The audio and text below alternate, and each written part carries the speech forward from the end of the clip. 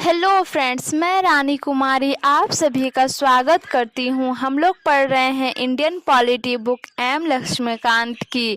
इस बुक में हम लोग चैप्टर 4 पढ़ रहे हैं। तो फ्रेंड्स, चैप्टर 4 की वीडियो मैंने एक वीडियो पहले भी बना रखी है।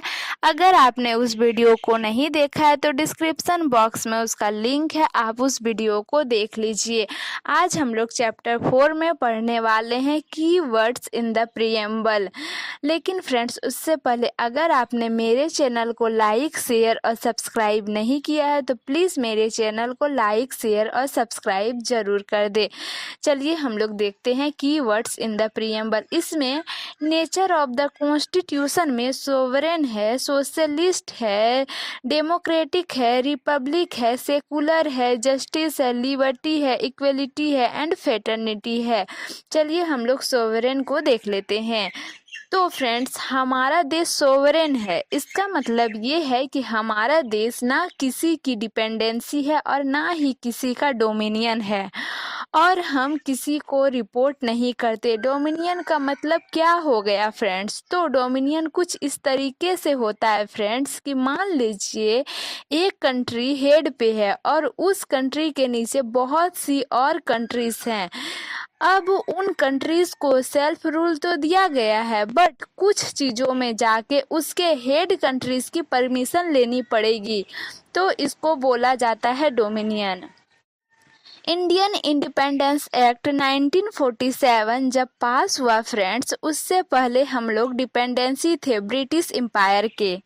हमारा डोमिनियन का स्टेटस खत्म हो गया 26 जनवरी 1950 को। फिर 26 जनवरी 1950 के बाद इंडिया हम डोमिनियन नहीं रहे। फिर 1949 में जब ये सब डिबेट चल रही थी कॉन्स्टिट्यूएंट असेंबली में, उस समय पे ये हुई कि क्या हम कॉमनवेल्थ ऑफ नेशन के पार्ट रहेंगे। कॉमनवेल्थ ऑफ नेशन उस नेशन का ग्रुप था फ्रेंड्स जो कभी ना कभी ब्रिटिश राज के अंदर रहे थे, लेकिन जब देश आज़ाद होने लगे तो इस कॉमनवेल्थ ऑफ नेशन की डिफिनेशन बदल दी गई। इस कॉमनवेल्थ ऑफ नेशन की डिफिनेशन बदल दी गई। अब कॉमनवेल्थ ऑफ नेशन में ये हो जाएगा कि ये उन कंट्रीज की ग्रुपिंग है जो कभी ब्रिटिश गवर्नमेंट के गुलाम हुआ करते थे, लेकिन आज नहीं है। आज सब बराबर हैं, आज सब एक दूसरे की मदद करते हैं। तो आज 1949 में कॉन्स्टिट्यूएंट असेंबली में बहस चल रही थी जब, तो बहुत सारे लोगों ने बोला कि हमको कॉमनवेल्थ ऑफ नेशन का पार्ट रहना चाहिए। तो इसमें कुछ लोग डर गए कि अभी अभी तो ब्रिटिशर्स से आज़ादी मिली, फिर हमको गुलाम बनाना चाहते हो। तो यहाँ पे उनको एक बात क्लेरिफाई की गई। नेहरू जी ने, पंडित नेहरू जी ने 1949 में बोला कि हमने अपनी कंप्लीट इंडिपेंडेंस ली है। अब हम अगर किसी कॉमनवेल्थ ऑफ नेशन को ज्वाइन करते हैं, एक अलायंस बना रहे हैं कंट्रीज के साथ, हमें एक अलायंस बना रहे, सिर्फ एक अलायंस बना रहे कंट्री के साथ, हमें कंट्री के साथ दोस्ती बना रहे, हम गुलाम नहीं रहेंगे, बस दोस्ती बना रहेगा। फिर उसी तरीके से बाकी जितनी कंट्रीज थी इन कॉमनवेल्थ में, उनके साथ हम दोस्ती बना रहे, हमारी दोस्ती बना रहे। ये बोला नेहरू जी ने, हम किसी भी तरीके से उनसे गुलाम नहीं है, और आगे अगर कोई प्रॉब्लम होती है तो हम कभी भी इस कॉमनवेल्थ ऑफ नेशन को छोड़ सकते हैं। इसलिए डरने की बिल्कुल ज़रूरत नहीं है। इसलिए कॉमनवेल्थ ऑफ नेशन को ज्वाइन करके कहीं पे भी हम किसी के गुलाम नहीं हैं, हम दोस्त ज़रूर हैं, और हम कभी भी इस कॉमनवेल्थ ऑफ नेशन को छोड़ सकते हैं। तो पंडित नेहरू जी ने समझाया, सबको समझ में भी आया, और फिर हम कॉमनवेल्थ ऑफ नेशन के मेंबर रहे। वही कंसेप्ट है आपका यूनाइटेड नेशन ऑर्गेनाइजेशन बनाया गया 1945 में, और ये बोला गया कि आगे कोई वॉर ना हो, इस चीज में यूनाइटेड नेशन ऑर्गेनाइजेशन एक मेजर रोल प्ले करेगा। तो यहाँ पे ये बोला जा रहा है कि इंडिया यूएनओ का मेंबर बना 1945 में, बट यूएनओ का मेंबर बन के किसी भी तरीके से इंडिया अपनी सोवरेनिटी को नहीं छोड़ रहा है, बस वो एक अलायंस बना रहा है यूएनओ को बाकी मेंबर के साथ, यूएनओ के बाकी मेंबर के साथ। फिर सोवरेनिटी का मतलब है कि इंडिया आगे आने वाले समय में किसी बाहर की टेरिटरी को, सोवरेनिटी का मतलब है कि इंडिया आने वाला समय में किसी बाहर की टेरिटरी को अपनी टेरिटरी बना सकता है, किसी अपनी टेरिटरी को बाहर की कंट्री को दे सकता है, और अपनी टेरिटरी को बाहर की कंट्री को दे सकता है, और बाहर की टेरिटरी को अपनी टेरिटरी बना सकता है। चलिए अब हम लोग देख लेते हैं सोशलिस्ट। इसमें है क्या कि फ्रेंड्स, सोशलिस्ट टर्म पहले हमारे संविधान में सीधे सीधे मेंशन नहीं था, खास करके हमारे प्रियम्बल में मेंशन नहीं था, लेकिन जब 42nd अमेंडमेंट एक्ट आया 1976 का, उस समय पे सोशलिस्ट वर्ड को जोड़ा गया, और खास करके प्रियम्बल में कि 42nd अमेंडमेंट एक्ट 1976 लगभग इमरजेंसी के समय पे आया था, तो सोशलिस्ट वर्ड को भी इसके थ्रू जोड़ा गया, और सेकुलर वर्ड को भी इसके थ्रू जोड़ा गया, इंटीग्रिटी को भी इसके थ्रू जोड़ा गया। अब इस बात पे बड़ा क्रिटिसिज्म हुआ इंडियन नेशनल कांग्रेस का कि इमरजेंसी के समय पे ऐसे वर्ड को जोड़ रहे हो, तो सोशलिस्ट कंटेंट हमारे संविधान में 42nd अमेंडमेंट एक्ट 1976 के पहले था या नहीं था? तो बिल्कुल था friends. Directive principle of state policy, state policy के बहुत से आर्टिकल्स इसी सोशलिस्ट पैटर्न को फॉलो करते हैं, लेकिन इस सोशलिस्ट पैटर्न को 42nd अमेंडमेंट एक्ट के बाद सोशलिस्ट वर्ड प्रियम्बल में डाल के बिल्कुल एक्सप्लिसिट कर दिया, सामने दिखा दिया गया कि इस सोशलिस्ट पैटर्न को इस्टेब्लिश करने के लिए एक आबादी सेशन हुआ था 1955। उस 1955 के आबादी सेशन में एक रेजोल्यूशन लिया था कांग्रेस ने। उस रेजोल्यूशन में बोला कि जो हमारा देश का एडमिनिस्ट्रेशन का जो पैटर्न होगा उसको हम लोग सोशलिस्ट रखेंगे, यानी कि जो प्रिंसिपल मीन्स ऑफ प्रोडक्शन है उनकी सोशल ओनरशिप रहेगी, यानी कि प्राइवेट ओनरशिप कम रहेगी, सोशल ओनरशिप ज़्यादा रहेगी,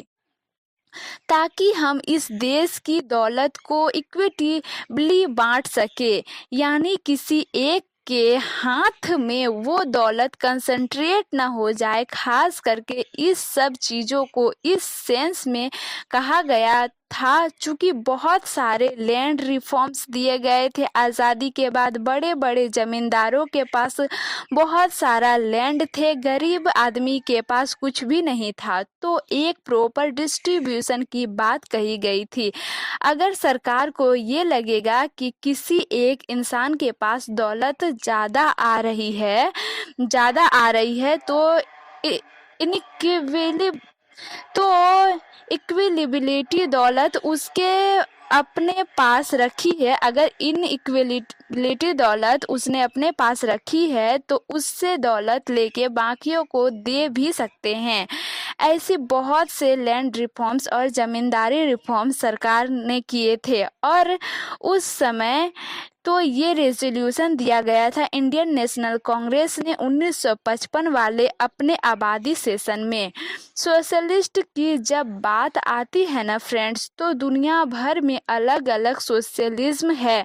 हमारे देश में जो सोशलिज्म है वो है डेमोक्रेटिक सोशलिज्म, यानी कि हमारे देश में दूसरों को देने के लिए जो दौलत है वो रिसोर्सेस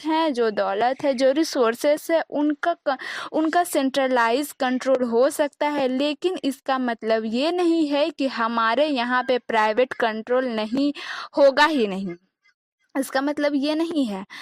कम्युनलिस्टिक सोशलिज्म में क्या होता है? तो कम्युनलिस्टिक सोशलिज्म में होता है कि सब कुछ सरकार का है, सब कुछ सेंट्रल गवर्नमेंट के। जैसे कि चाइना की जब शुरुआत हुई थी तो डेट वाज बेसिकली कम्युनलिस्टिक सोशलिज्म। आज के डेट में नॉर्थ कोरिया का जो गवर्निंग सिस्टम है ना, पूरा का पूरा कम्युनलिस्टिक सोशलिज्म का है।